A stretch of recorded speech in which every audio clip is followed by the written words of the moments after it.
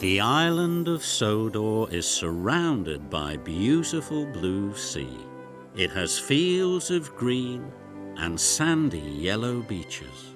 There are rivers, streams and lots of trees where the birds sing.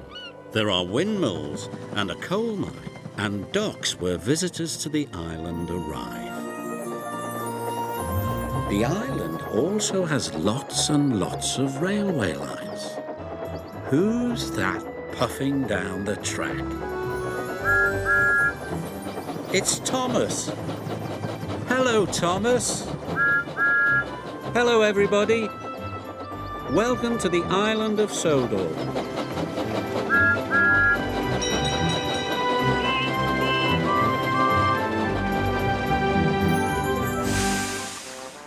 Duncan and the Old Mine. It was summer on the island of Sodor. Duncan loved this time of year. Today he was especially excited.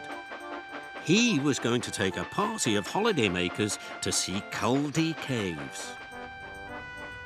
But Mr. Percival, the Thin Controller, had some bad news. The machines at the main coaling plant have broken down. The Fat Controller needs coal until they are mended. Mr. Percival told Duncan and Rusty to bring coal down from their mine in the hills. Then Thomas will take it to the coaling plant, he said. And, Mr. Percival added, Bertie the bus will take the holidaymakers to Culdee Caves. Duncan was very disappointed.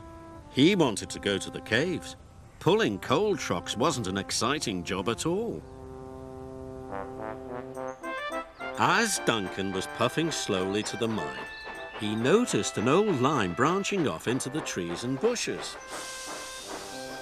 "That looks like a good place for an adventure," said Duncan excitedly. "I wonder what's down there." Duncan pushed his way through the barrier. Rusty was coming down the hill with trucks full of coal. He stopped when he saw Duncan. "Look what you've done, Duncan," he hooted. "Why did you break through the barrier?" "I wanted an adventure," Duncan wished quietly. "This isn't the time for an adventure," tooted Rusty. "We've got work to do." But Duncan didn't want to pull coal trucks anymore. All he could think about was having an adventure. So he puffed further down the line. Duncan clattered along the old line. Finally, the line disappeared into the side of the mountain. It looked like the entrance to an old mine. "This is better than caves any day," he told himself excitedly. And he puffed inside. Duncan was too excited to think clearly. He puffed straight into a roof support. And suddenly, the roof collapsed behind him. Duncan was trapped. "Oh, no," Duncan wished. "How am I going to get out?" Back at the transfer yards, Thomas was waiting. "Where's Duncan?" Thomas asked.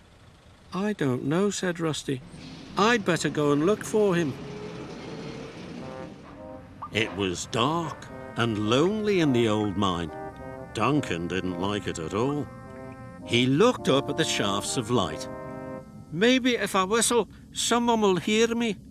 Duncan whistled as loudly as he could, but there was no reply. He tried again, even louder. But Rusty didn't hear Duncan's whistle. He was too far away. "No one knows where I am," wished Duncan miserably. "I'll have to find my own way out." Duncan puffed slowly forward.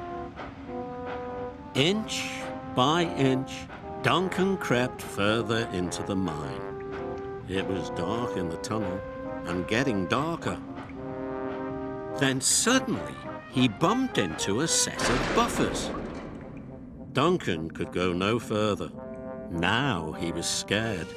"I'm going to be stuck here forever," he whistled sadly. Rusty arrived at the broken barrier.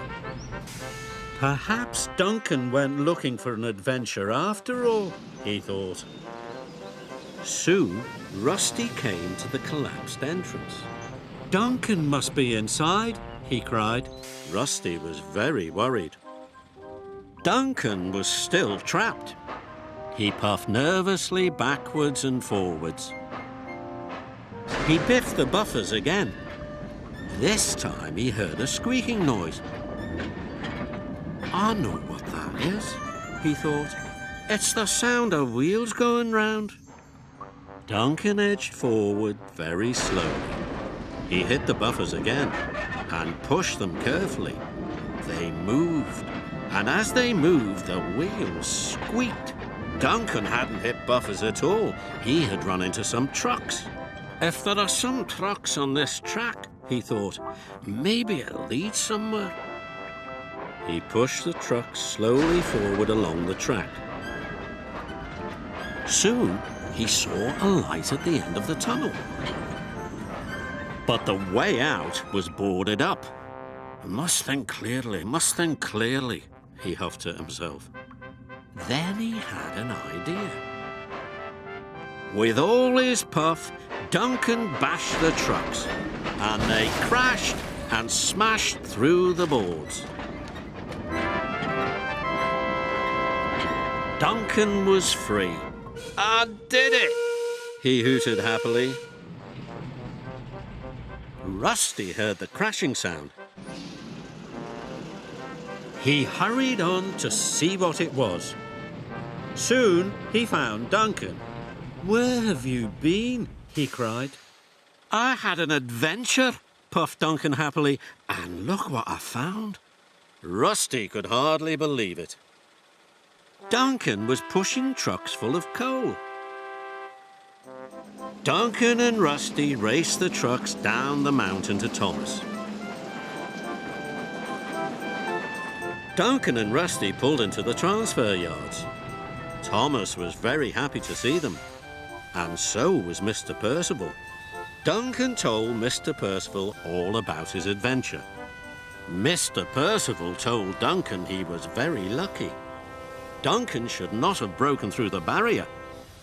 Adventure can be full of surprises, Duncan, Mr. Percival told him. Some good and some not so good. Rusty and Thomas agreed. So next time I have an adventure, whistled Duncan, I will know to think clearly all the time.